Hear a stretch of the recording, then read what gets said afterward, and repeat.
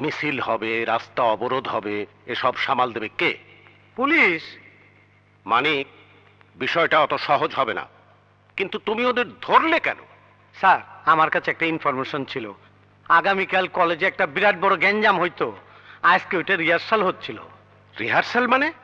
Sir, আমি ওদের কলেজের পাশে একটা ক্লাবে পাইছি, মারপিট করতেছিল, ধরে নিয়েছি সবগুলারে। তোমার ভাই রতনকেও? আইনের ঊর্ধ্বে তো কেউ না স্যার, ও তো এক পক্ষের নায়ক।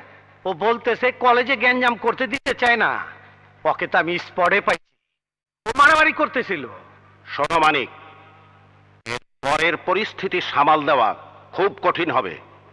স্কুল, কলেজ, ইউনিভার্সিটি দেশের ভবিষ্যৎ নাগরিক গড়ার কারখানা।